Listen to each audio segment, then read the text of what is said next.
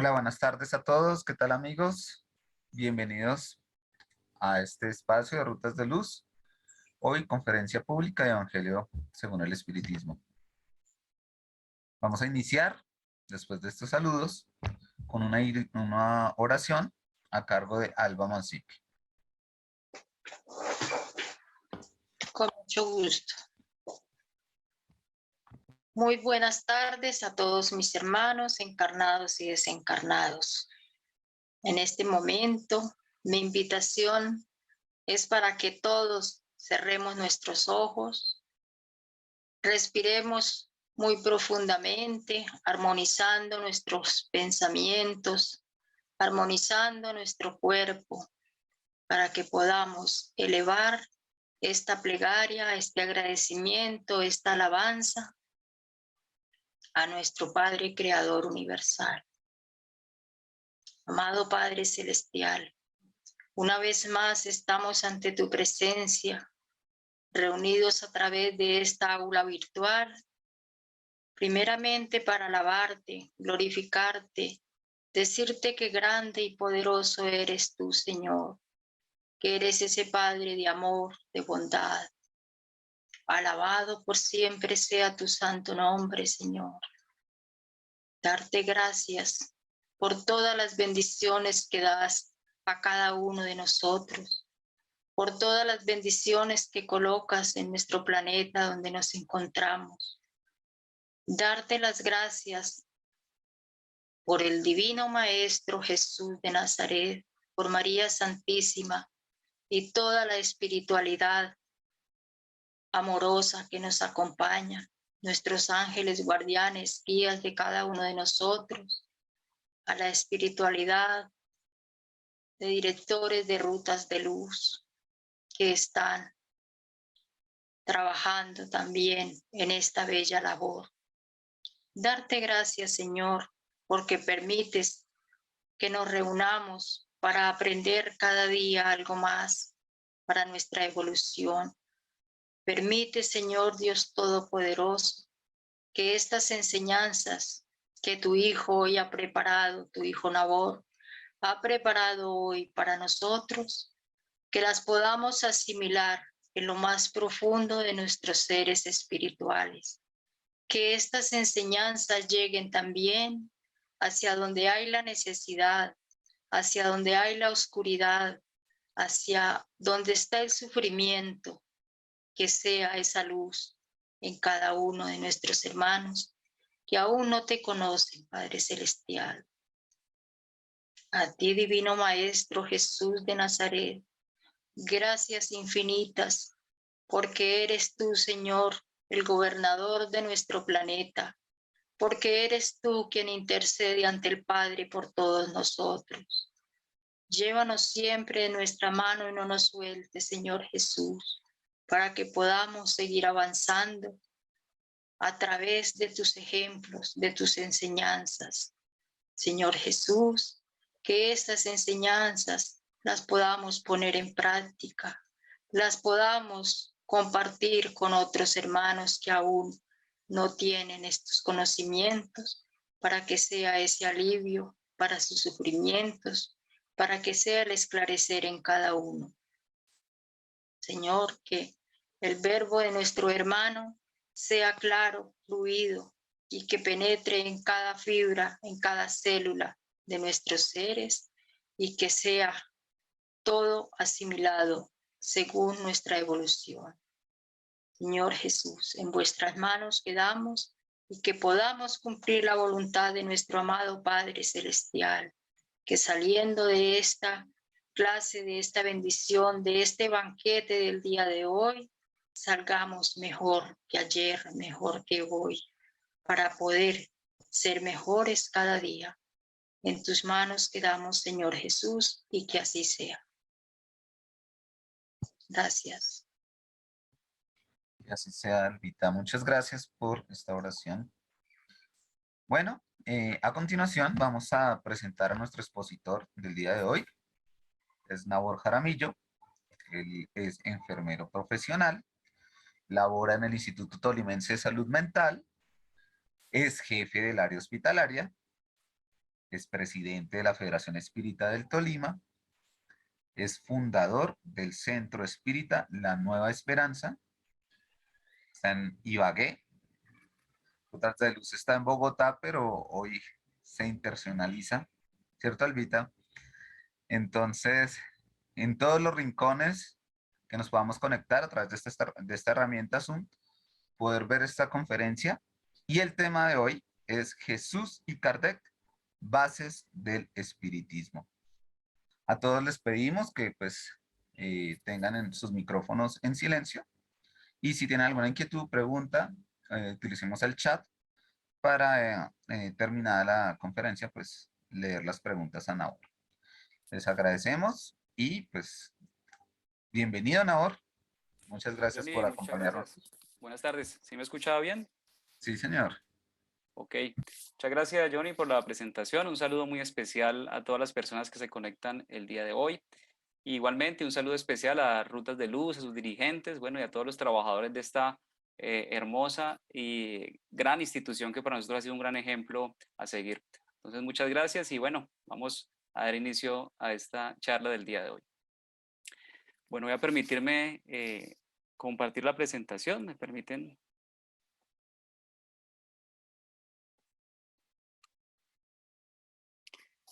Bueno, muy bien. Ahí pueden ver la presentación, Johnny. Sí, muy bien. Muy Ok, bien. muchas gracias. Bueno, muy bien. Vamos entonces a abordar este tema del día de hoy, que como lo antecedió y nos lo anticipó Johnny, se titula Jesús y Kardec, bases del espiritismo. Un tema complejo, extenso. Vamos hoy a hacer una reflexión acerca de estos aportes que hizo la maravillosa figura del Maestro Jesús y posteriormente Kardec codificando esta maravillosa doctrina.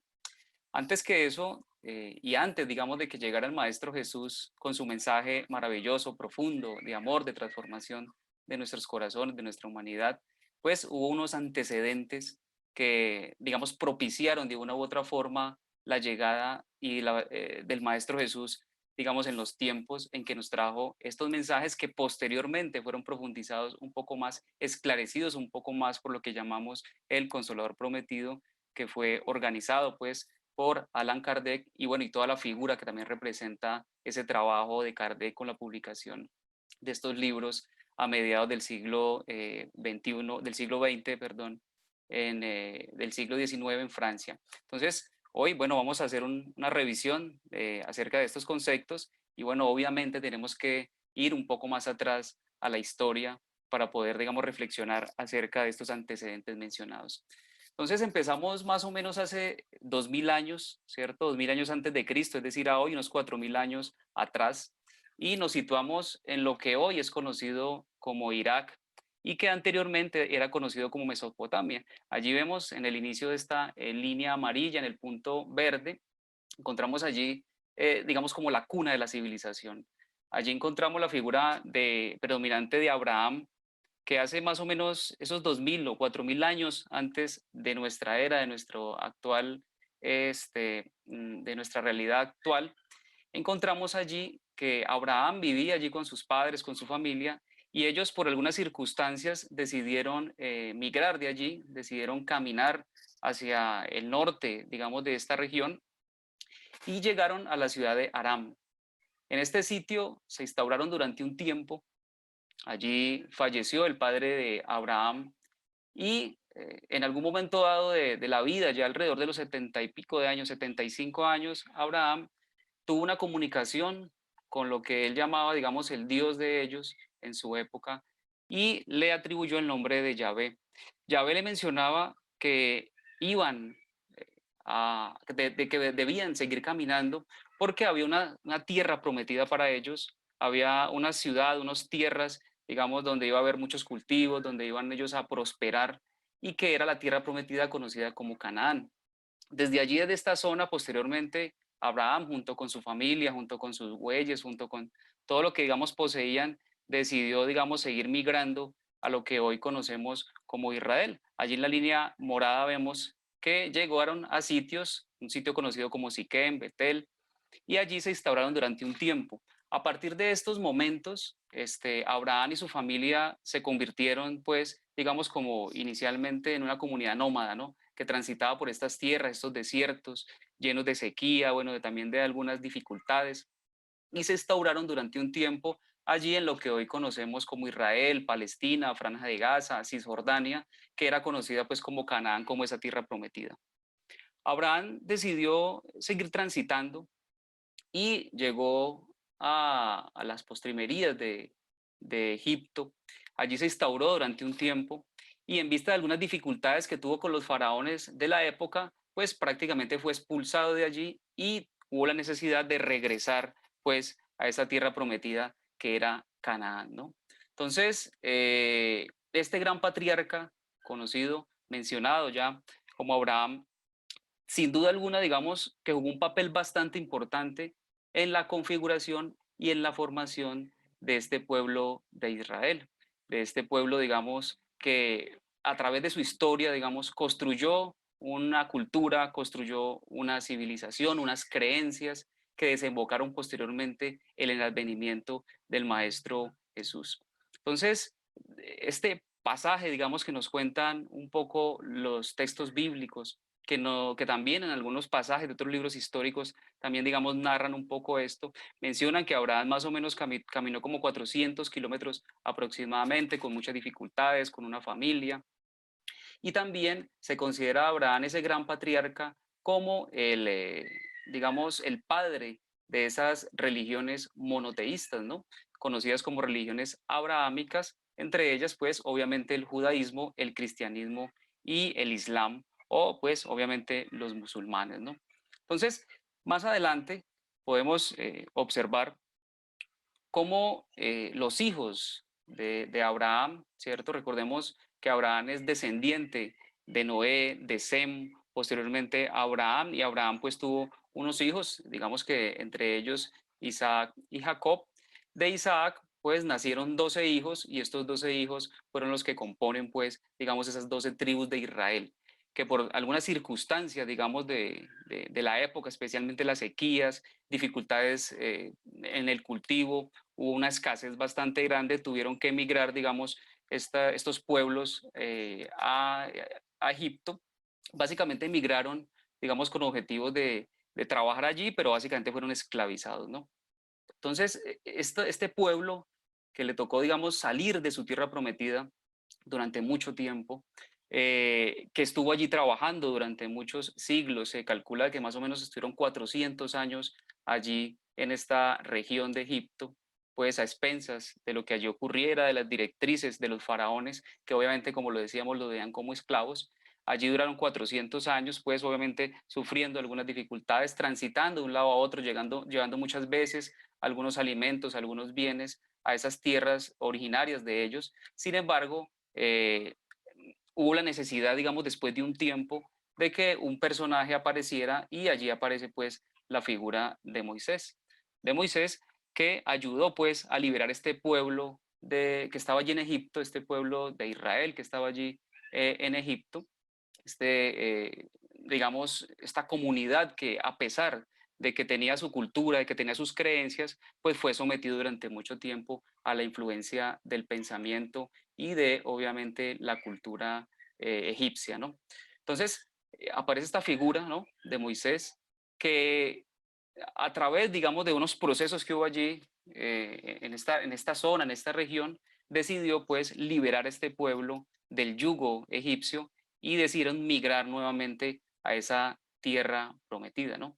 Que es lo que narran básicamente en esos primeros libros del Antiguo Testamento, especialmente en el Éxodo, ¿no?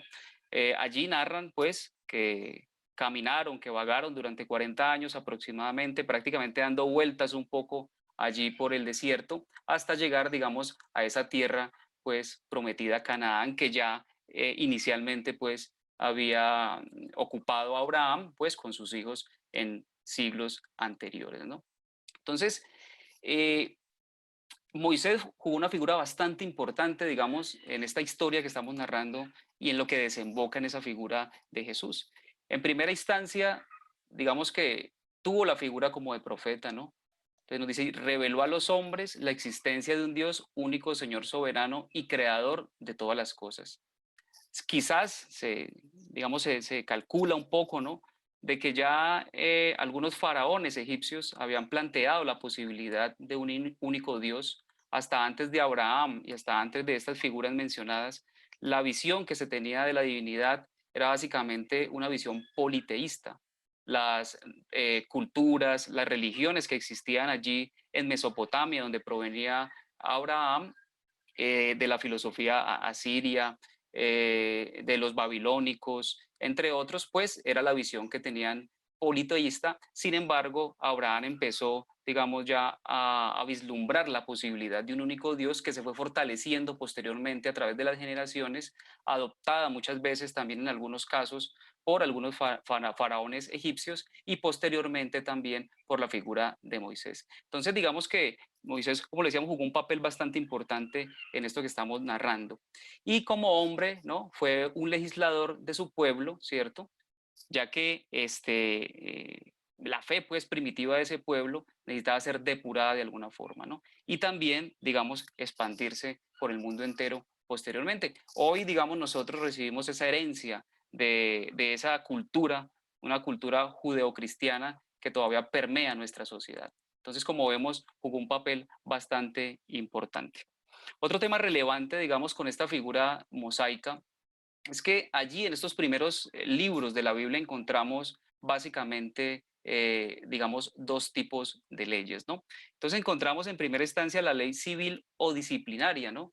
Esta ley civil o disciplinaria estaba establecida por Moisés, obviamente, era apropiada a las costumbres y al carácter del pueblo y digamos que esto surge una característica es que se modifica con el tiempo. Entonces era una ley humana, era una ley necesaria, esta ley civil o disciplinaria. Estas leyes las encontramos especialmente en los libros de Levítico, en Números. Allí hay una cantidad de leyes, se calcula más o menos más de 600 leyes, entre ellas la pena de muerte inclusive por algunas faltas de este pueblo, que sin duda era un pueblo bastante, digamos, descarriado, con muchas dificultades, obviamente con una psicología bastante turbulenta, indisciplinada, y obviamente pues Moisés tenía que, digamos, combatir estos arraigos, estos abusos, estos prejuicios adquiridos durante la esclavitud en Egipto, como lo mencionábamos, y también durante ese éxodo, de esa salida de Egipto hacia nuevamente esta tierra prometida, pues allí también era necesario, digamos, controlar un poco este pueblo que según el libro de Números se calcula entre 800 y 1 millón de personas. Realmente eran muchas personas, digamos, las que iban allí, digamos, en ese éxodo, ¿no? Proveniente de allí de Egipto, ¿no? Entonces, eh, sin duda, llegó también la aparición de otro tipo de leyes mucho más profundas, que eran conocidas como las leyes de Dios, que fueron, digamos, recibidas por Moisés y que, digamos, fueron extraídas básicamente, digamos, de allí de ese monte conocido como el monte Sinaí, y crea las bases, pues, obviamente, de la fe, crea las bases de lo que hoy conocemos como fe cristiana, y fueron recibidos de manera mediúmnica por el espíritu guía, nos mencionan allí, de la familia de Abraham, de Isaac y de Jacob. O sea, de estos tres, digamos, grandes patriarcas de la iglesia, ¿no? Entonces, esta ley, digamos, a diferencia de esa ley civil o disciplinaria, es una ley invariable, ¿sí? Es una ley que es atemporal. Entonces, si bien esa ley civil necesitaba algunos cambios, unas modificaciones, era adaptada para la época, pues esas leyes de Dios, conocidos posteriormente como los 10 mandamientos, ¿no? Digamos que lo que hacen es básicamente hacer vislumbrar a la humanidad, digamos, y tomó como referencia este pueblo Dios para poder mostrar, digamos, ese sentido espiritual, obviamente un pueblo que era bastante primitivo para su época, ¿no? Entonces, digamos que todo este trabajo que se hizo anteriormente, este trabajo que hizo Moisés, este éxodo que ocurrió allí, estas leyes que de alguna forma le dieron, digamos, estructura a la cultura del pueblo hebreo, pues también nos trajo estas leyes morales que aún se conservan hoy y que la doctrina espírita sin duda ha profundizado de manera pues mucho más trascendental. Entonces, esa figura del Maestro Jesús llega en un momento realmente bastante convulsionado, en una región donde estaba tomada por el Imperio Romano, allí en un sitio donde convergía, digamos, ese arraigo cultural, esa herencia histórica del pueblo hebreo, y llega, digamos, digamos, un grupo de romanos a invadir allí estas tierras, a invadir allí, digamos, esta cultura, usurpando obviamente sus creencias, atropellando también de alguna forma también lo que había allí. Entonces, Jesús llega en un momento bastante convulsionado, una época, digamos que parecida un poco a la nuestra, ¿no? Y mencionan allí, digamos, en el prólogo del libro Las parábolas de Jesús, de Cair Barchutel, allí nos mencionan este prólogo que la humanidad de esa época, ¿no? Había resbalado realmente como hacia un terreno accidentado del fanatismo, de la superstición, del materialismo, ¿sí? Y nos menciona allí, parafraseando un poco a Cairbar, que el cielo, digamos, se hizo oír, digamos, este clamor de alguna forma que tenía nuestra humanidad y que el cielo, pues, envió, quiere decir Dios, a su mayor exponente, digamos, que es la figura del Maestro Jesús, así como nos lo responden los espíritus en la pregunta 625 del libro de los espíritus, ¿no? Que cuál es el ejemplo más perfecto que Dios ha enviado al hombre para que le sirva de guía, ved a Jesús. Entonces Jesús, digamos que encarnó, ¿cierto? En esas circunstancias complejas para enseñarnos un poco y a profundizar un poco en esas enseñanzas que nos trajo Moisés inicialmente, especialmente con esas enseñanzas morales, pues, que nos traía el Maestro Jesús. Bien. Entonces, algo importante, digamos, de reconocer en esta figura sagrada del Maestro Jesús es que Jesús vino a darle cumplimiento a la ley, no a derogarla. Entonces, Jesús que se encontró allí, digamos, como lo decíamos, un pueblo extremadamente fanático, un pueblo que había interpretado esas enseñanzas, digamos, traídas por los antiguos profetas de su pueblo, que había sido interpretada básicamente a sus necesidades personales, que había sido vista esas leyes de una forma mucho más material de lo que realmente deberían ser.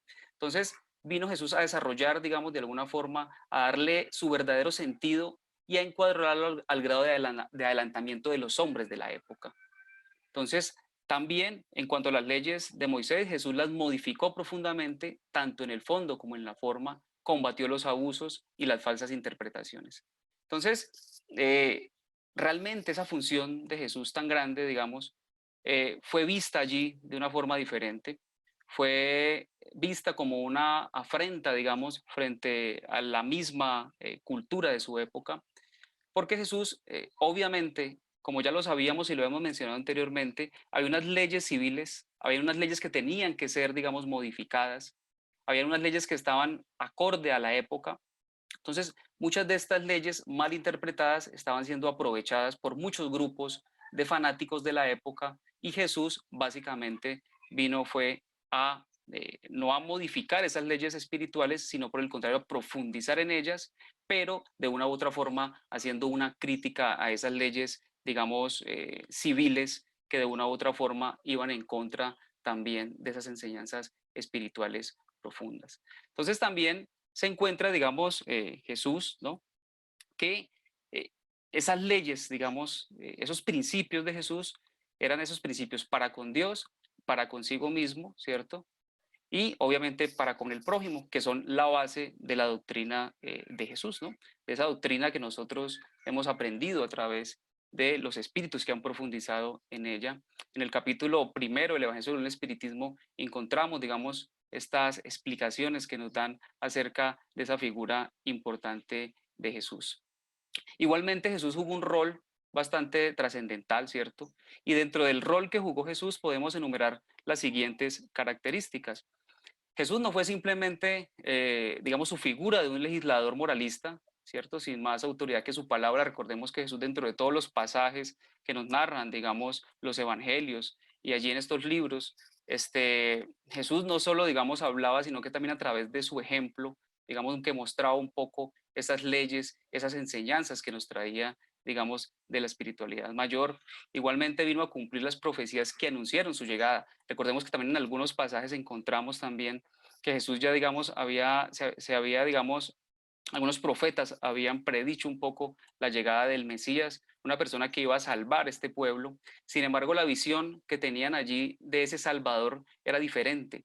Pensaban obviamente en un pueblo donde estaba, digamos, envuelto en muchas guerras, en muchas dificultades, que estaban de alguna forma combatiendo los abusos de Roma, pues Jesús, esperaban pues que Jesús llegara como, digamos, un líder militar que ayudara pues a combatir, digamos, esa insurrección que había de Roma allí en este pueblo, ¿no? Sin embargo, esa figura de Jesús vino a enseñar a los hombres que la verdadera vida no está en la tierra, sino en el reino de los cielos. Entonces, esa visión que tenía Jesús del reino no era la visión que tenía la humanidad de la época, donde básicamente vivía en torno a las cosas materiales, donde los reinos constantemente eran invadidos por muchos militares de la época, como lo decíamos, pero digamos que esa visión que tenía Jesús era un reino espiritual, un reino que no podía ser ni invadido, un reino que no podía ser ni destruido, digamos, por personas obviamente que tuviesen esos intereses, ¿no? Como de la época, ¿no? Entonces, de una u otra forma, esa figura de Jesús fue rechazada por este pueblo en vista de que Jesús, por el contrario, trajo unas enseñanzas, pues, que diferían de las necesidades, entre comillas, que ellos aparentemente tenían, no entendiendo, digamos, dicho pueblo, que las necesidades realmente eran necesidades morales, necesidades profundas del espíritu. Y simplemente esa visión materialista, pues, no los hacía ver un poco más allá de esas enseñanzas que se traían tan importantes, ¿no? Igualmente, eh, también vemos que vino a enseñar también el camino que conduce a ese reino, ¿no? Los medios para reconciliarse con Dios. Y obviamente, pues no lo dijo todo y sobre muchos puntos se limitó a presentar el germen de verdades que según él mismo declaró aún no podrían ser comprendidas, ¿no? Bien, entonces esa esencia, ¿no? La esencia, digamos, de la revelación de Cristo, la piedra angular de toda su doctrina, es la nueva manera de concebir a Dios. Entonces, hasta ese momento, ¿cierto? Las figuras de Dios eran figuras realmente muy parecidas a la figura humana, ¿cierto? Digamos, un Dios vengativo, un Dios que, digamos, arrasaba con los pueblos, un Dios castigador. Entonces Jesús obviamente trajo una visión mucho más profunda de la figura divina, mostró de que el verdadero reino, de que la verdadera casa nuestra era la espiritualidad y vino a profundizar pues en esas enseñanzas morales que ya Dios había enviado en siglos anteriores, como lo mencionábamos antes, como los 10 mandamientos. Entonces vino a mostrarnos la figura de un Dios clemente, soberanamente justo y bueno, lleno de mansedumbre, de misericordia, que perdona al pecador arrepentido y juzga a cada cual según sus obras, ¿no? Entonces allí vemos, digamos, digamos cómo se resalta un poco la justicia divina, digamos, esa figura, digamos, de la justicia divina que posteriormente, pues, se ha ido aclarando mucho más y obviamente, digamos, esto en algunos aspectos, en algunas zonas, digamos, de esta región, pues no fue bien visto por lo que explicábamos anteriormente. Digamos, esa falta de sensibilidad, digamos, de ese pueblo hizo obviamente que hubiese algunas dificultades de aceptación. Sin duda, podemos nosotros también hacer la reflexión de que en la actualidad, a pesar de que han pasado mucho tiempo, a pesar de que han pasado 2000 años, ¿cierto? Aún encontramos en nuestra sociedad, en nuestros corazones, eh, esa resistencia, ¿no? A comprender, digamos, estas enseñanzas de Jesús, ¿no? Entonces, eh, otro tema, digamos, importante allí que nos trajo, digamos, esa figura de Jesús. Jesús primero, digamos, planteaba de que Dios no era el Dios solo para un pueblo, ¿no?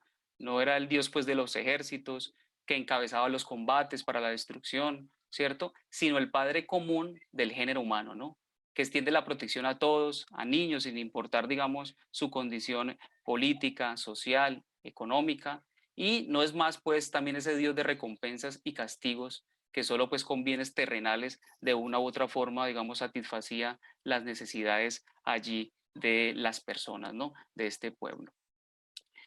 Bien, En el libro Visión Psicológica del Libro de los Espíritus, publicado por nuestro querido amigo John Eric Reynolds, allí, inspirado un poco en esa figura de Juana de Ángelis, nos muestra de que Jesús, nos dice, él vino a mostrar el hombre en todas las épocas de la humanidad, en la forma de vivir, de desarrollar la ley de Dios, cuya impronta mora en el propio individuo, ¿no? Entonces, Jesús, como lo decíamos, esa figura, esas enseñanzas profundas de Jesús son realmente atemporales, no son transitorias como las leyes humanas, como las leyes civiles, ¿no? Y cada vez son mucho más vigentes. A medida que la misma ciencia avanza, a medida que hay un avance psicológico de la humanidad, también se desarrolla, digamos, mucho más claramente estas enseñanzas como bases también de lo que hoy nosotros conocemos como doctrina espírita, ¿no? Durante todo ese tiempo han pasado pues muchas doctrinas, muchas filosofías, muchas creencias. La mayoría de ellas se han quedado, digamos, en esa época. Y la vigencia de esa enseñanza, de esa doctrina de Jesús, pues obviamente la vemos muy claramente día a día, ¿no? Entonces, la doctrina espírita tiene como fundamento, ¿cierto? Como base, ¿sí? La filosofía y las enseñanzas de Jesús, ¿no? Es decir, sin Jesús no hay espiritismo. Jesús es un elemento fundamental. Jesús nos da una estructura fundamental para la construcción de lo que nosotros hoy conocemos como doctrina espírita, ¿no? Y las consecuencias morales de estas leyes, ¿cierto? Y los fundamentos espíritas, digamos que son basados básicamente en estas enseñanzas y que ayudan, obviamente, al crecimiento espiritual. Jesús enseñó el amor al prójimo, ¿no? Como un precepto, obviamente, de esta ley en un mundo bastante primitivo, como lo decíamos, donde la vida no tenía mucha validez, donde, como lo hemos dicho, la pena de muerte era uno de sus principales protagonistas. Entonces, llegar allí con estos nuevos conocimientos, con estas luces, obviamente iba a causar una revolución psicológica, una revolución espiritual, digamos, en nuestra humanidad, y que hoy repercute aún esa transformación, aún esa transformación moral, psicológica, espiritual, de esas enseñanzas de Jesús, pues que han venido a transformar nuestro mundo. No hay, digamos, una postura filosófica, una creencia, digamos, espiritualista, si se quiere, que haya modificado más, digamos, nuestro mundo y nuestra sociedad que las mismas enseñanzas de Jesús, que esa figura, digamos, que trajo Jesús, ¿no? Entonces, allí reconocemos un poco, digamos, esta figura, ¿no? Entonces, esas leyes divinas, esas leyes de Dios que están un poco resumidas en esas enseñanzas de Jesús, pues sin duda, como lo mencionan los espíritus, está inscripta, está enmarcada, está grabada allí en nuestra conciencia, ¿no? Entonces, es necesario mostrar, digamos, la aplicación de estas leyes, ¿cierto? Es necesario, digamos, que durante el transcurso de la historia se siga, digamos, aclarando un poco y profundizando en estas enseñanzas para poder alcanzar, obviamente, una transformación moral, ¿no? Que es tan necesaria en nuestro mundo, ¿no? Jesús nos dejó muchas enseñanzas resumidas en estos libros, especialmente el Nuevo Testamento. Encontramos allí el Sermón de la Montaña, las Bienaventuranzas, muchos otros pasajes que nos muestran un poco a través del ejemplo estas leyes, obviamente, profundas y espirituales. Y algo muy importante también que Jesús, digamos, nos legó y que, digamos, nos prometió de alguna forma, está en Juan, capítulo 14, de allí del versículo 15 al 31, que nos menciona un poco de que Él en su época no lo dijo todo, de que estas enseñanzas que el Maestro Jesús nos dio eran simplemente una pequeña muestra de esas verdades espirituales y que estábamos a espera un poco de desarrollar esa madurez psicológica en la humanidad para poder comprender mucho más profundamente estas enseñanzas. Entonces, si me amáis y guardáis mis mandamientos, yo rogaré al Padre y Él os dará otro consolador para que esté con vosotros para siempre, es decir, el Espíritu de verdad, a quien el mundo no puede recibir porque ni le ve ni le conoce, pero vosotros sí le conocéis porque mora en vosotros y estará con vosotros. Estas cosas os he dicho estando con vosotros, pero el Consolador, el Espíritu de verdad, a quien el Padre enviará en mi nombre, os enseñará todas las cosas y os recordará todo lo que os he dicho. Entonces, ya nos anunciaba, digamos, Jesús, esa nueva, digamos, ola de conocimientos que tenían que llegar. Pero nuestro espíritu aún no estaba, digamos, preparado para estos conocimientos, preparado para profundizar más, y era necesario que pasara bastante tiempo, ¿no? Entonces, en ese espacio de la aparición de la figura de Jesús, de estas enseñanzas que nos dejó el Maestro Jesús, a la aparición de la doctrina espírita más adelante, como esa tercera revelación, como ese consolador prometido, más o menos hay 1800 años, y en esos 1800 años pasaron muchos eventos, hubo muchas circunstancias de nuestra sociedad, de nuestra historia, en nuestro mundo, que vale la pena reseñar. Allí, en el libro Tormentos de la Obsesión, en el capítulo tercero, encontramos la siguiente frase, un poco que nos anticipa a esto mencionado. Nos dice: no podemos confundir la doctrina del maestro con los hombres, de que ellas se valieron para atender a sus propias miserias y pasiones inmediatas.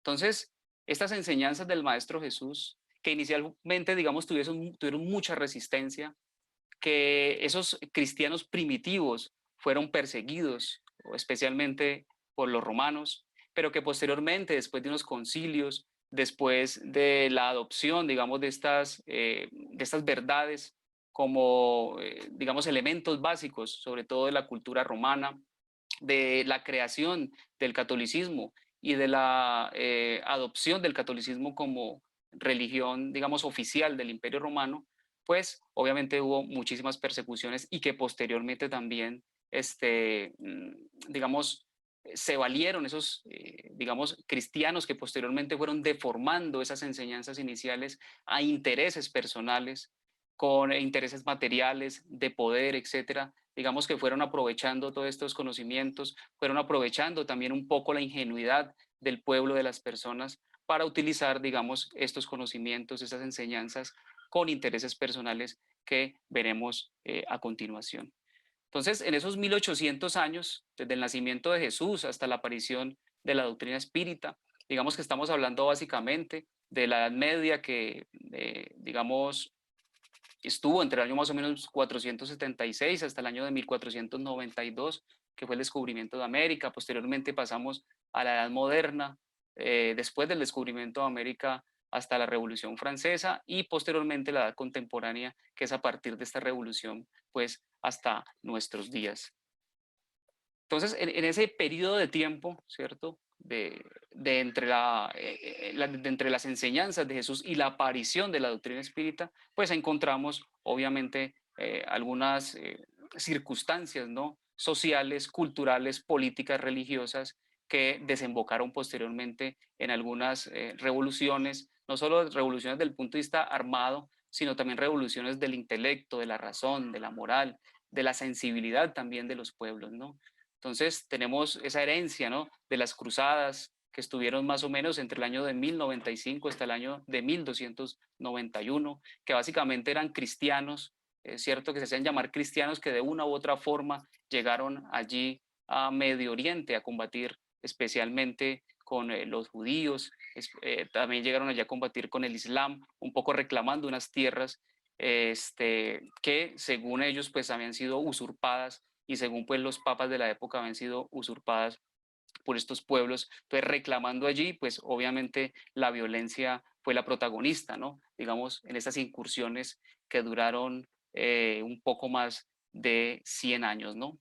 Posteriormente también la figura de la Inquisición, que estuvo, digamos, vigente más o menos del año 1184 hasta el año de 1965, realmente duró mucho tiempo, hubo varios periodos, digamos, de esta Inquisición, que fue básicamente, digamos, la persecución ya de la iglesia, digamos, que tenía católica, que tenía fundamentos cristianos, persiguiendo a personas llamadas herejes, pues, que digamos estaban en teoría en contra, pues, de sus postulados, ¿no? Entonces, ¿cómo vemos cómo esas enseñanzas del Maestro Jesús, que vino no a derogar la ley, sino a cumplirla, o sea, las leyes morales del amor al otro, del respeto al otro, de la fraternidad, de la caridad, entre otros, pues cómo eran utilizados, digamos, estos conocimientos, estas enseñanzas profundas, constituidos en una doctrina, en una religión, pero básicamente fundamentada en los intereses personales,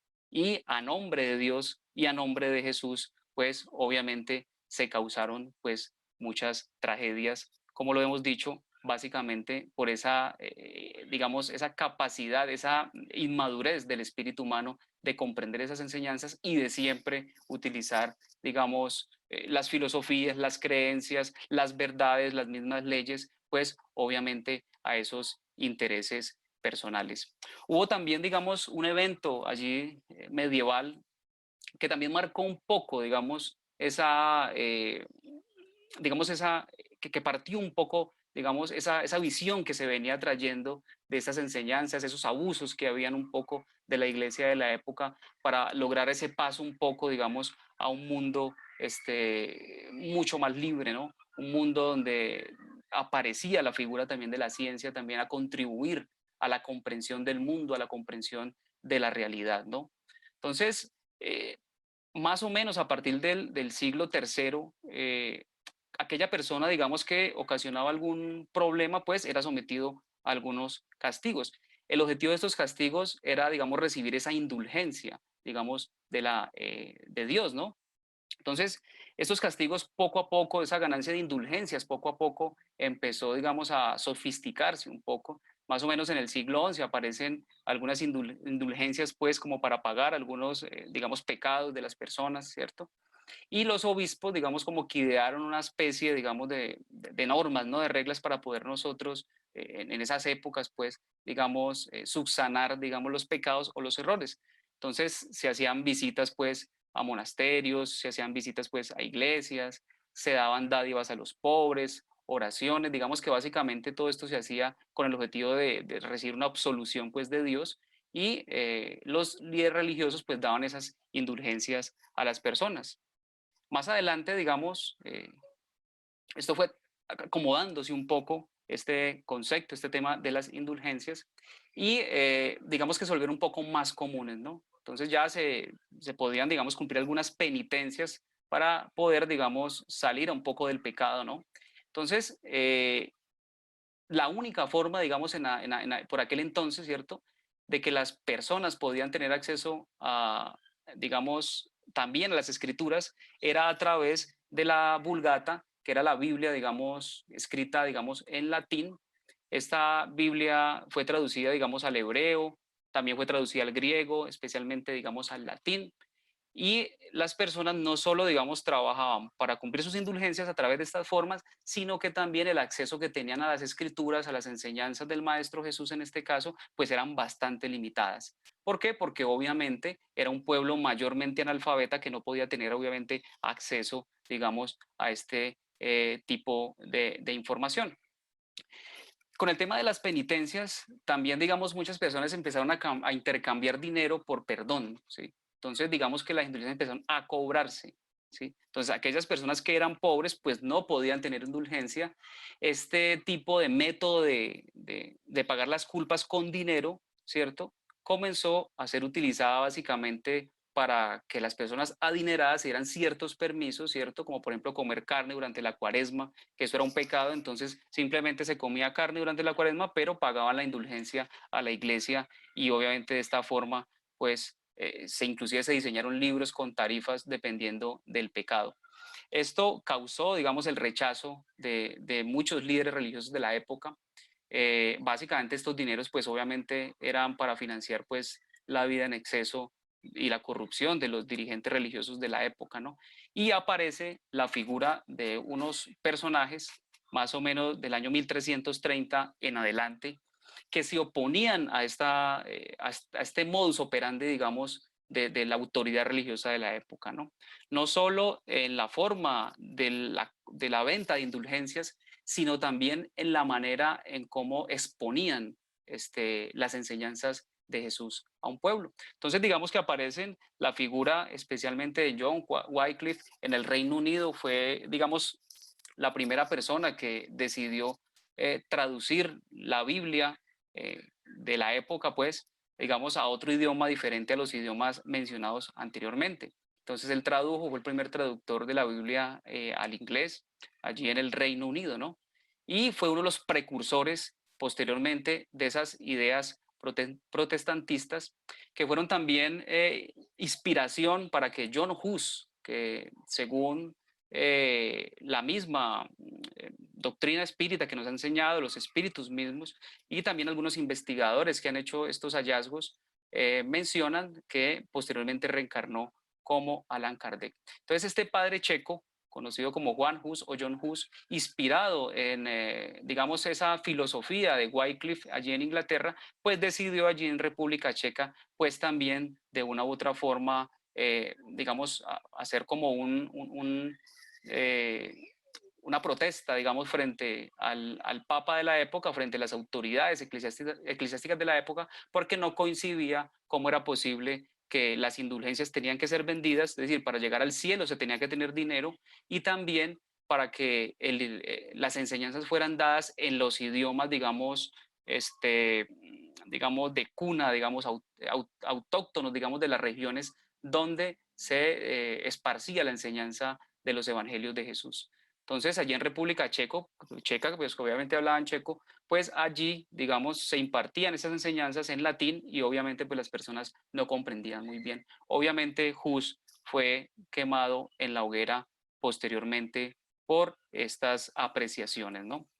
Más adelante, digamos, aparece la figura de Martín Lutero, ¿sí? Martín Lutero, que pues en la actual Alemania, digamos, nació, y este teólogo y católico agustino, digamos que empezó, digamos, a hacer una especie de reformas un poco a lo que la Iglesia Católica venía, digamos, mostrando de una u otra forma. Y es así que en el año de 1517, allí en la iglesia de Todos los Santos en Wittenberg, Alemania, pues publicó allí estas 95 tesis, que son las que de una u otra forma resumen lo que estos pensadores, lo que estos, digamos, sacerdotes de la iglesia estaban de alguna forma protestando contra las decisiones, pues, digamos, de la iglesia, ¿no? Digamos que estas 95 tesis que publicó allí Lutero, digamos que básicamente hacían referencia a temas académicos, ¿no? Digamos que el objetivo de él era que desde el punto de vista académico se analizaran, digamos, estos postulados que todos básicamente iban en contra con el tema de las indulgencias, y esto obviamente provocó una expansión grande de estos pensamientos, gracias, digamos, a la invención de la imprenta que se dio más o menos para estas épocas, pues se pudo replicar un poco, digamos, este pensamiento en contra de esa hegemonía, digamos, de la iglesia, pues, que se traía, como lo vimos anteriormente, ¿no? Entonces, realmente, digamos, el hecho de que las indulgencias fueran pagas, pues esto, digamos, evitaba pues que realmente hubiese un verdadero arrepentimiento, ¿no? Ante, digamos, cualquier pecado. Entre otras cosas, digamos que todo este tipo de cosas empezó pues a cuestionarse, ¿no? Entonces, como vemos, hay unos antecedentes bastante importantes, ¿no? En ese espacio tan grande. Lo que hoy conocemos como sociedad, lo que hoy conocemos inclusive como visión de la espiritualidad, digamos que está enmarcada en unos contextos históricos realmente bastante grandes que marcaron un poco, digamos, nuestra historia, ¿no? Entonces, en la época de Kardec fue una época realmente bastante rica en muchos aspectos. La doctrina espírita no podía llegar antes porque tenía que el ser humano madurar un poco estas enseñanzas. Por eso Jesús también lo planteaba, que no venía a traer la unión, sino la división. Porque al ser humano, al espíritu humano, al ir despertando, tenía que realmente enfrentarse consigo mismo, enfrentarse con sus pasiones, enfrentarse con sus conflictos, enfrentarse con sus problemas. Entonces, obviamente esto hace que haya una convulsión no solo política, sino religiosa, filosófica, del pensamiento humano, que es lo que ocurre en estos 18 siglos que hay desde la llegada del Maestro Jesús hasta la aparición de la doctrina espírita. Por eso también, digamos, a Kardec, ¿sí?, lo rodea, digamos, un ambiente, un contexto bastante complejo, bastante rico, como lo decíamos, en muchas circunstancias, ¿no? Entonces vamos a repasar rápidamente, digamos, ese contexto de la época de Kardec, digamos, esa sociedad en la cual vivió Kardec, que era una sociedad francesa, europea, ¿cierto? Donde allí empezaron a surgir nuevos pensamientos, empezaron a surgir nuevas ideas contrarrestando un poco, digamos, a ese, por decirlo así, yugo que acompañó a la humanidad durante 1500 años aproximadamente, ¿cierto? Incluyendo pues la Edad Media y algunas épocas posteriores, ¿no? Conocida como una época como el oscurantismo, ¿cierto? Una época donde se coartaba el pensamiento, donde se coartaba la libertad, donde se vendía la fe, donde se aprovechaba las necesidades espirituales, sociales, económicas de las personas para poder, digamos, instaurar de alguna forma intereses, como lo decíamos, personales. Entonces, en ese siglo que precedió al siglo de Kardec, es decir, en el siglo XVIII, estamos hablando de 1700, pues aparecieron, digamos, algunas figuras importantes. Inclusive la historia menciona que la aparición de la peste negra, más o menos en el año de 1326 aproximadamente, entonces esto diezmó tanto un poco la sociedad, el temor a Dios se aumentó y esto hizo que de una u otra forma, posterior a la peste negra, que como lo decíamos, más o menos murió como el 60% de la población del antiguo continente, especialmente en Europa, pues eso hizo que, digamos, perdió impulso la, digamos, hegemonía religiosa y católica que había, ¿no? Entonces, también en el libro del Evangelio, según el Espiritismo, el libro La Génesis, encontramos cómo esas transformaciones grandes de la sociedad, esas transformaciones grandes de nuestro mundo, pues son precedidas muchas veces por catástrofes de esas características que llamamos naturales, porque esto de alguna forma impulsa el progreso social, impulsa el progreso espiritual, ¿no? Entonces, hoy que estamos, digamos, en ese proceso de transición de nuestro mundo, pues se anuncian algunas dificultades, ¿cierto?, sociales, biológicas, como lo estamos viendo, que sin duda ayudarán a impulsar también nuestra sociedad.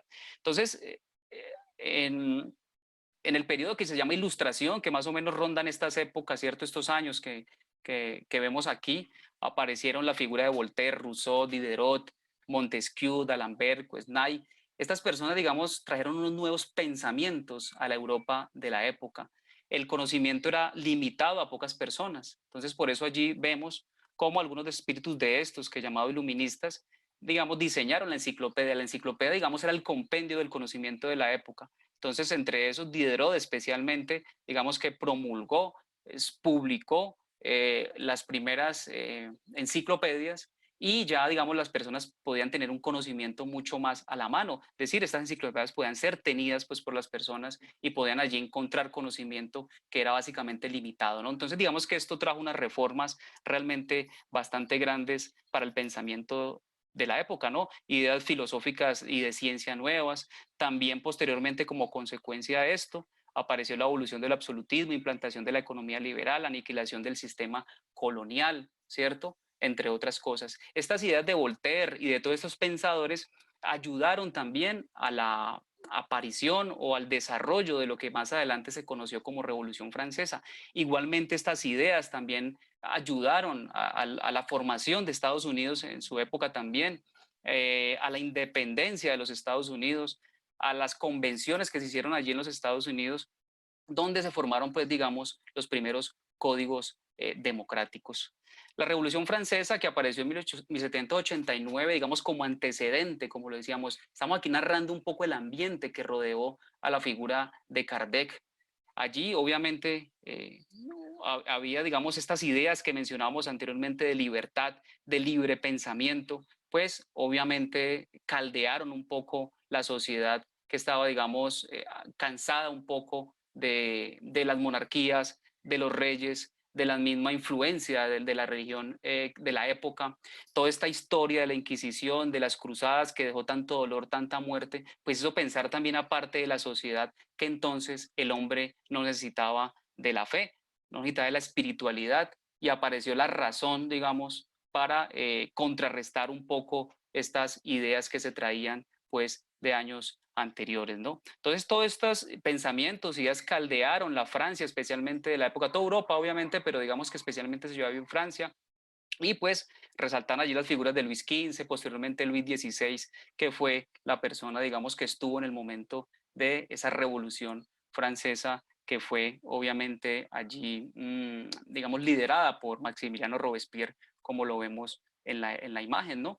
Eran reyes que obviamente gozaban de abundancia mientras que los pueblos estaban realmente muriendo de hambre, ¿no?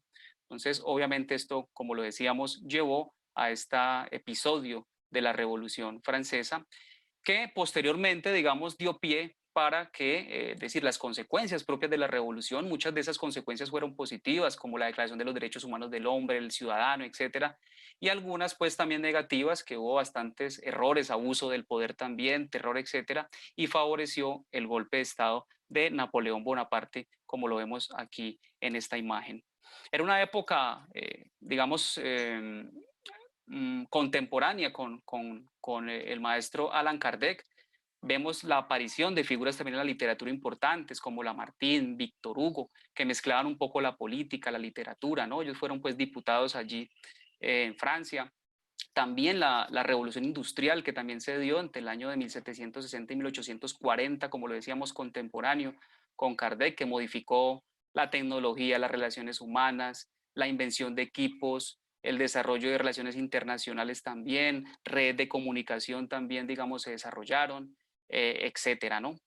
Y también estuvo rodeado de ese ambiente de la época por muchas manifestaciones artísticas también, la aparición del romanticismo también como movimiento artístico respondiendo un poco a esas ideas racionalistas, ¿no? De que todo era razón, de que todo era pensamiento, pero hubo un grupo de personas que también entendían el sentimiento, que entendían las emociones también como partes integrales del ser humano. Hay figuras allí representativas como Goethe, con esta obra Fausto, que relata un poco el tema de la moralidad, de la inmoralidad, enaltece la libertad del individuo. Posteriormente, Víctor Hugo con el libro Los Miserables, resaltando un poco el tema de clases sociales, de los sentimientos humanos, de la nobleza, de la sencillez tan importante, y del estado pues, realmente de penuria que vivían, digamos, allí las personas, ¿no? Entonces, en la escultura, en el arte, en la pintura, en la música también, digamos, aparecieron importantes personas allí en este ambiente del siglo XIX, ¿no? Digamos, el romanticismo también, digamos, permeó la música, ¿no? Y allí encontramos pues la figura de Wagner, de Liszt, de Beethoven, de Chopin, etcétera, ¿no? Entonces, digamos que básicamente todas estas manifestaciones artísticas, culturales, filosóficas, de pensamiento, científicas, sociales, etcétera, pues obviamente inspiraron también a la figura de Hippolyte Léon Denisard Rivail. Como vemos, había una influencia bastante grande en todos los aspectos, ¿no? También empezaron pues los principios del racionalismo, también del método científico, con Augusto Comte, Schopenhauer, posteriormente en aspectos de sociología y filosofía, con Marx, Nietzsche, Freud, y pues también en astronomía, teorías evolucionistas, bueno, avances en la microbiología que inspiraron de alguna forma la aparición también de la doctrina espírita. Es decir, estos acontecimientos mencionados en los años anteriores, especialmente en ese último siglo, allí en Europa, especialmente en Francia y obviamente también Alemania, Inglaterra, entre otros, pues cambiaron el mundo, cambiaron la visión que se tenía del mundo, que se tenía del pensamiento, del ser humano. Digamos que empezó a ver nuevamente al ser humano como el punto central, digamos, de la sociedad. Y básicamente fueron la antesala, estos movimientos, estos pensamientos mencionados fueron la antesala al advenimiento de la doctrina espírita. Es decir, una doctrina de estas características, una doctrina que usa, digamos, de una u otra manera la observación, el método científico, el racionalismo, que utiliza la lógica, el sentido común para analizar temas trascendentales que hasta la época habían sido vistos como supersticiosos, habían sido vistos digamos, como por debajo de la mesa un poco, pues fueron expuestos por la figura de Kardec, del profesor Rivail, pues, y de otros trabajadores, ¿no? Que antecedieron su trabajo, pues, con todas esas herramientas, pues, era mucho más fácil, obviamente, la aceptación de estos conocimientos profundos que nos trajo la doctrina espírita. Por eso decíamos hace un rato que tenía que pasar, como se dice, mucha agua debajo de ese puente para poder de que la sociedad, la humanidad, especialmente la psiquis humana, tuviese la capacidad de comprender, tuviese la madurez psicológica para comprender estas enseñanzas que iban a ser mostradas de una forma mucho más completa, mucho más profunda, que es lo que prometió Jesús como el consolador prometido.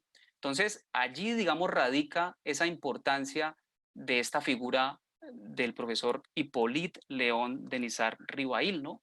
El profesor Kardec, que recordemos estudió allí en Yverdon, en Suiza, ¿no? Donde allí se formó, obviamente, en pedagogía, en la escuela del profesor Pestalozzi, que estos fenómenos que empezaron a ocurrir de las mesas giratorias, parlantes, muchas de ellas que empezaron en los Estados Unidos, que posteriormente migraron a Inglaterra, a España, a Alemania, a Francia, inclusive Rusia, pues se interesó el profesor Ribail de estos fenómenos, que los investigó de manera objetiva utilizando el método de la observación para llegar a esas conclusiones profundas que posteriormente publicó en estos libros maravillosos que ya pues veremos a continuación rápidamente.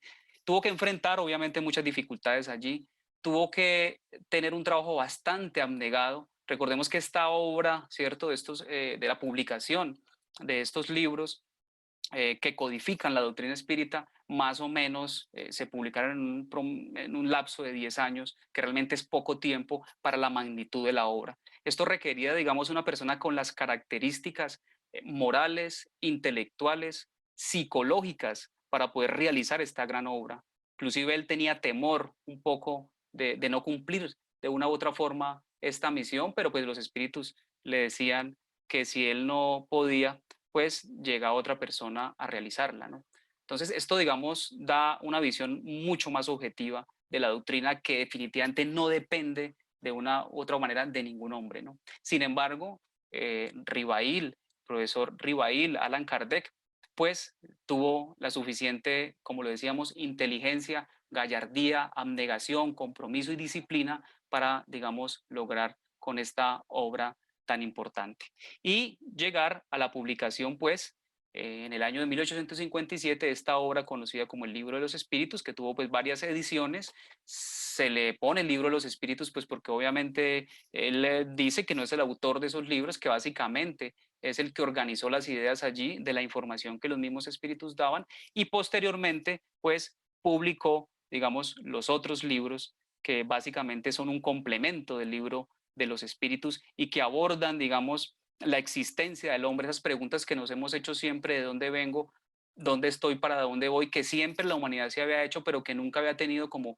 un acercamiento, unas respuestas tan certeras, digamos, a esa realidad. Y todo esto obviamente es marcado en las enseñanzas de Jesús, profundizadas aquí en estas páginas de estos libros por muchos espíritus que codificaron esta maravillosa doctrina con el trabajo pues abnegado aquí en el mundo de los encarnados del profesor Ribail, que adoptó como seudónimo Allan Kardec, como para diferenciar un poco esta nueva obra de la obra previa que él ya tenía en temas de aritmética, en temas de gramática, etcétera, ¿no? Entonces, estos libros que componen, digamos, las bases doctrinarias de la doctrina espírita, pues fueron organizadas gracias al profesor Ribail, su esposa y demás colaboradores, de todos los medium que ayudaron, digamos, allí en la obtención de estas respuestas. Y obviamente una de las conclusiones que se sacó, digamos, de todo esto es que esas enseñanzas, entre comillas, primitivas del Maestro Jesús, de ese cristianismo primitivo, sin duda fueron aquí expuestas en un esplendor mayor, y sin duda son la base entonces de lo que hoy conocemos como doctrina espírita. Es decir, Jesús y Kardec, pues sin duda, pues son los precursores y son los que dan la estructura pues a esta maravillosa doctrina, ¿no? El espiritismo no viene a derogar la ley, ¿cierto? Así como en su época Jesús no vino a derogar la ley, sino a cumplirla. Obviamente estamos hablando de las leyes morales. El espiritismo no vino a derogar la ley cristiana, sino a cumplirla, ¿no? Y en este libro, digamos, el Evangelio del Espiritismo se resume, o se profundiza más bien en esas enseñanzas del Maestro Jesús con una óptica un poco más, digamos, acorde con nuestra realidad psicológica. Obviamente todo esto es organizado por el Maestro Jesús y muchos espíritus que trabajan en esto, ¿no? Entonces, esa ley de Dios, ¿cierto? Allí en la pregunta 621 del libro de los espíritus, ya para ir redondeando y terminando esta charla,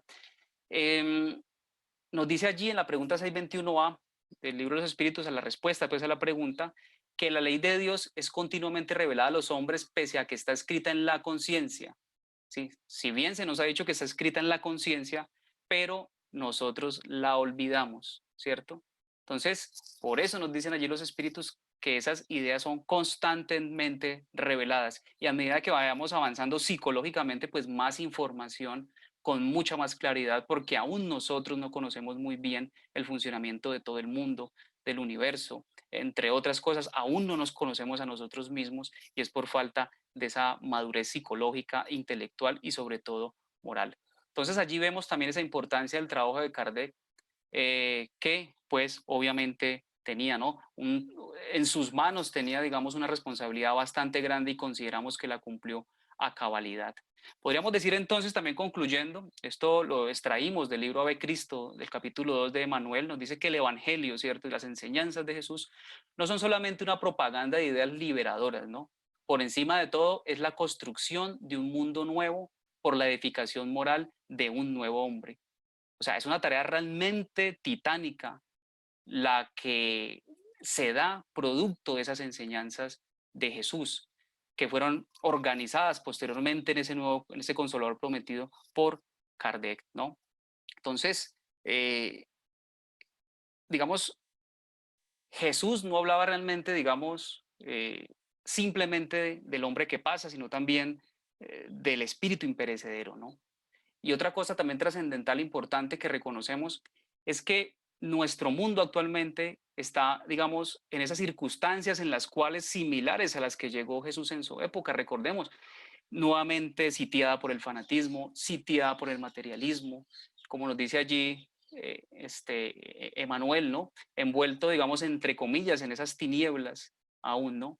Y realmente este evangelio, esas enseñanzas, esta doctrina espírita son una antorcha, un faro realmente que viene a iluminar nuestro camino, a iluminar nuestras conciencias, viene a darnos esa claridad acerca de lo que somos nosotros mismos, ayudarnos a conocernos a nosotros mismos, que realmente es el trabajo que debemos hacer para esa edificación moral del nuevo hombre, ¿no? Entonces, necesitamos de Jesús realmente como nunca antes, ¿no? Nuestra sociedad necesita a Jesús como nunca antes. Esas enseñanzas realmente se convierten en un bálsamo en los momentos de crisis, en los momentos difíciles, en los momentos donde hay angustia existencial. Como vemos, se han disparado muchas estadísticas, ¿no? De violencia, de suicidio, que realmente campea un poco en nuestro mundo. Entonces necesitamos más que nunca llenar esos vacíos que la intelectualidad no ha llenado, esos vacíos que requieren de enseñanzas morales.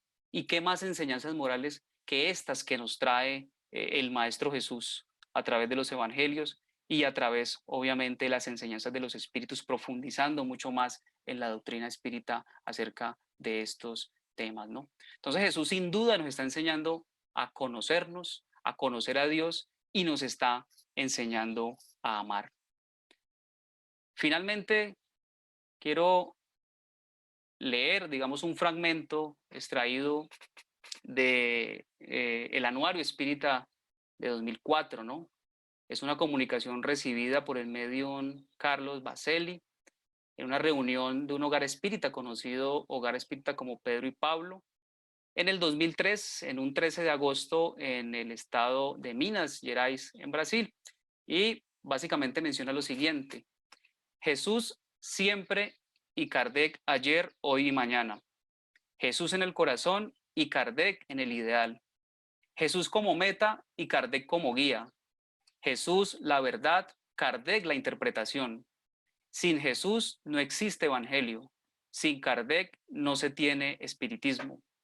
Distante de Jesús, todo cristiano se pierde. Lejos de Kardec, todo espírita se equivoca. En Jesús, el camino, la verdad y la vida en plenitud. En Kardec, la ciencia, la filosofía y la moral indisoluble alianza. Ayer, el testimonio público de la fe en los circos del martirio. Hoy, la ejemplificación silenciosa en la renovación íntima. Preservar la doctrina espírita en su pureza original para las futuras generaciones será sobre todo vivir cada día de acuerdo con sus postulados, bajo la protección de Jesús, el Cristo de Dios, y la tutela de Allan Kardec. Muchísimas gracias. Muchas gracias, Nahor. Muchas gracias por esta charla. Y en este momento, pues abrimos la oportunidad para el chat, para que de los asistentes quisiera tener alguna inquietud, despejar sus preguntas. Bueno, pues le agradecemos a Nahor. Muchas gracias por esta charla. Mucho Y gusto, bueno, Johnny. pues agradeciéndole a Nahor por su trabajo, su espacio y darnos sus conocimientos, compartirlos con nosotros acá en Rutas de Luz. Vamos a darle la palabra también a nuestro expositor Germán Divaldo Telles, que nos va a hablar del Evangelio, el Evangelio según el Espiritismo, y el tema que va a tratar es Jesús y Kardec, bases del Espiritismo. Y el tema, prodigios de los falsos profetas, capítulo 21, habrá falsos cristos y falsos profetas. Entonces le cedemos la palabra en este momento a Germán Divaldo y le agradecemos a Nahor por su trabajo y por su dedicación y espacio de tiempo por esta charla. Con mucho gusto. Bueno, buenas tardes a todos mis hermanos. Entonces vamos a continuar con la tarea y vamos pues con el Evangelio. Entonces de prodigios de los falsos profetas, habrá falsos cristos y falsos profetas del capítulo 21.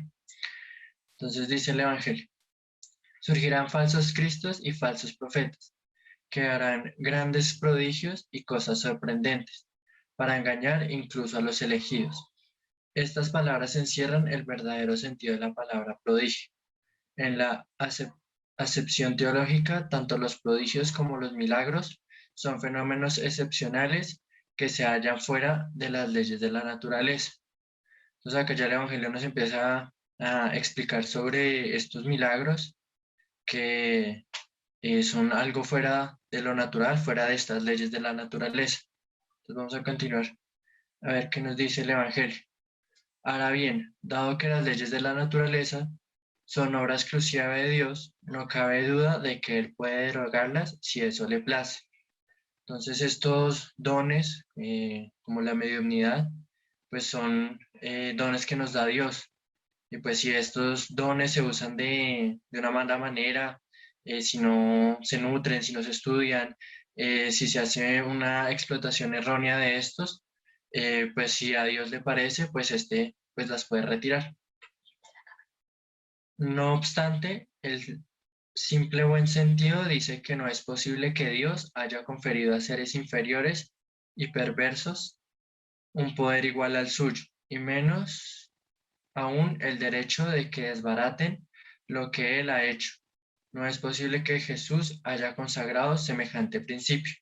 O sea, acá también nos explica el Evangelio que pues Dios no va a conferir un poder igual al suyo, pues a ninguno de nosotros que pues somos seres imperfectos, pues para no desbaratar la obra o la misión que se tiene.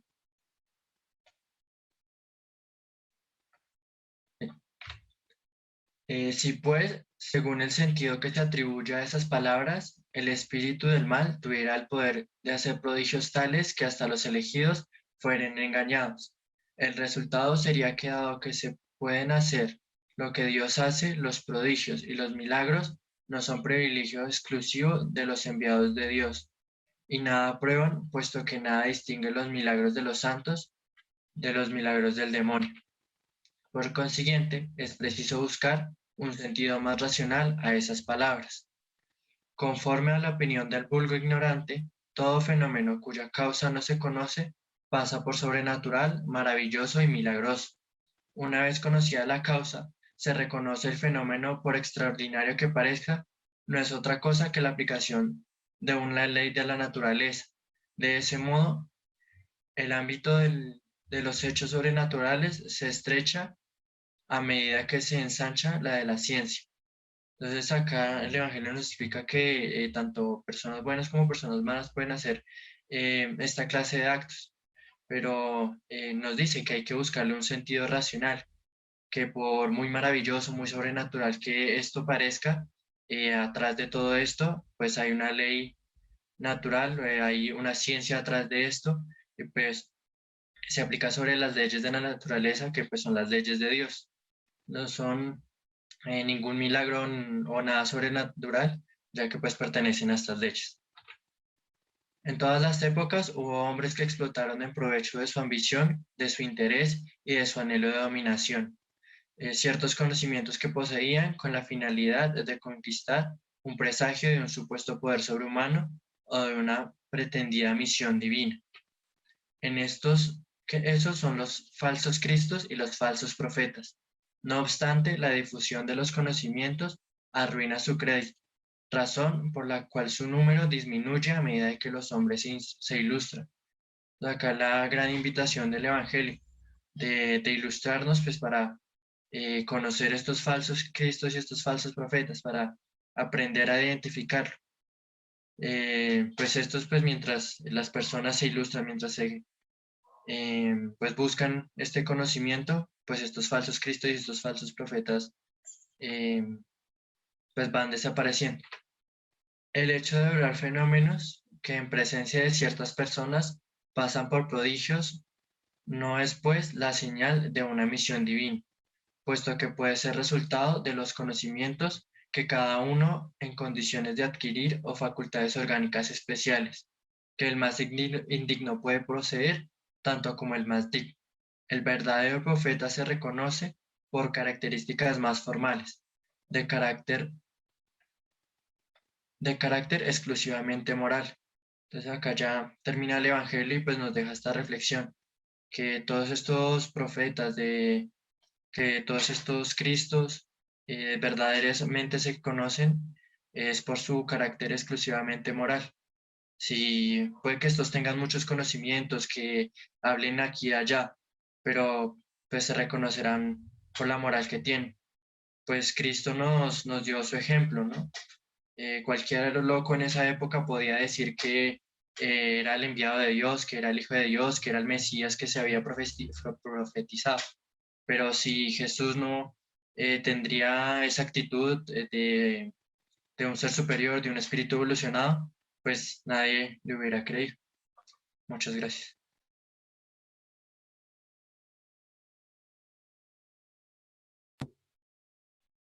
Bueno, muchas gracias, Divaldo. ¿Hay alguna inquietud? Acá le expresan agradecimientos a Nabor. Leo, excelente charla, mis agradecimientos. Que Dios le conceda esclarecimiento para estudiar, abordar y compartir estos saberes. Mil gracias. Y acá hay una pregunta que dice, si además de Juan Hus y Kardec, ¿se conoce otra reencarnación del codificador? Esa es una pregunta que nos hace acá el chat. Bueno, pero desde estos temas, digamos, de reencarnaciones, de algunas figuras, digamos, es difícil digamos, de comprobar, ¿no? Hay muchas especulaciones, se habla de muchos temas. Por ejemplo, bueno, ya hablamos de Kardec ahora, pero por ejemplo, Divaldo habla de alguna reencarnación de Juana de Ángeles, digamos que es información de una u otra forma que es recibida de la misma espiritualidad. De Kardec, digamos, obviamente es el espíritu Céfiro, ¿no? Le mencionó a Kardec en su momento que había sido un sacerdote druida, ¿no? En las Galias, en el norte de Europa en su momento, y precisamente de allí, digamos, proviene su seudónimo de Allan Kardec. En cuanto a la reencarnación de Juan Hus, que posteriormente reencarnó como Kardec, digamos que fue una investigación que hizo un investigador espírita conocido como Canuto Abreu. Él fue a la Biblioteca Nacional de París, de Francia, allí en París, y estuvo revisando algunos apuntes, bueno, algunas notas allí, digamos, manuscritas, inclusive de Kardec, y allí encontró que en un momento dado un espíritu a través de una medium que se llamaba Hermance Diffu, le mencionó pues de que en una existencia pasada había sido Juan Hus, este sacerdote checo que contribuyó a las ideas protestantes pues que ya mencionábamos anteriormente y que derivaron en la reforma de la Iglesia católica posteriormente por Lutero especialmente y Calvino, y ayudaron obviamente, digamos, a una visión un poquitico diferente, digamos, de lo que se tenía del catolicismo en la época, y surgieron las iglesias protestantes. Digamos que allí él contribuyó pues a esa bifurcación un poco del cristianismo, ¿cierto? Y quedó el catolicismo como pues ya venía, y surgieron las otras iglesias protestantes como la iglesia bautista, la anglicana, bueno, entre otras, ¿no? Que conocemos como lo decíamos, la misma iglesia luterana, que conocemos como iglesias protestantes. Es decir, en esa encarnación, según esta información que nos da este investigador espírita extraída de las mismas comunicaciones de Kardec a través de varios medios allí en París, se extrae, digamos, esta información de esa reencarnación puntualmente, y que contribuyó, como lo hemos dicho, a la transformación social, política y religiosa del mundo, ¿no? Entonces, digamos que realmente jugó un papel bastante importante. Digamos que es de pronto el caso, digamos, la reencarnación de Kardec con más evidencia, digámoslo así. Pero hablar de otras reencarnaciones, pues tocaría buscar un poco más de evidencia, pues se especulan muchas, pero inclusive se ha especulado en su momento de que reencarnó como Chico Javier, pero digamos que no hay evidencias de esto, y si no estoy mal creo que fue desmentido en algún momento dado por el mismo Chico, ¿no? Entonces, básicamente lo que podríamos decir de esta pregunta, ¿no? Bueno, gracias. Creo que ya no hay más preguntas.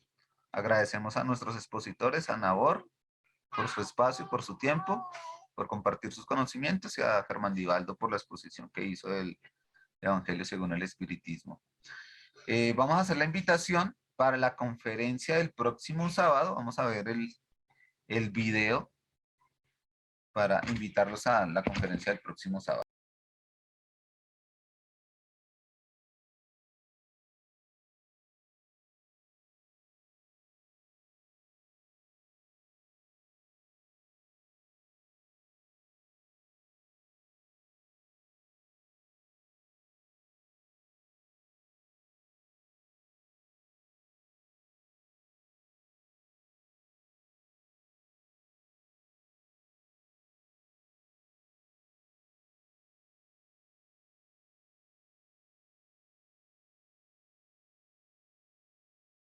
Bueno, agradecemos a todos su participación. Vamos a hacer la oración de cierre a cargo de Omar Rodríguez, para que por favor nos haga la oración de cierre, Omar.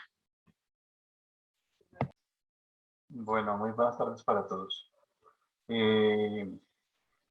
Pues a continuación vamos a cerrar nuestros ojos para conectar con el mundo superior, para agradecerle primero que todo a Dios por habernos podido reunir en esta tarde para escuchar esta maravillosa conferencia, así como también las enseñanzas del Evangelio.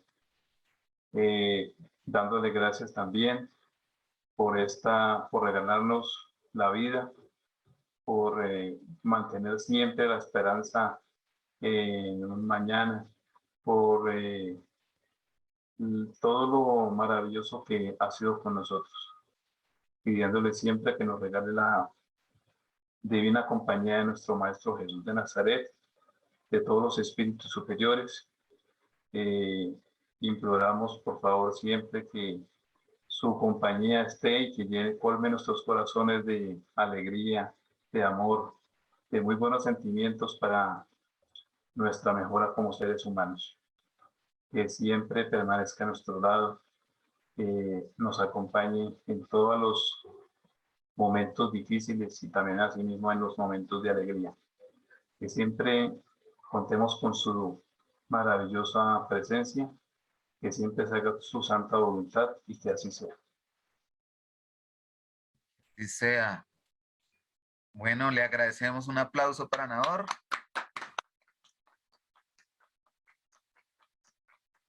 Y a todos, gracias por participar de Rutas de Luz en nuestra conferencia de los sábados, invitados a las reuniones que hacemos en el transcurso de la semana, desde el lunes hasta el día domingo.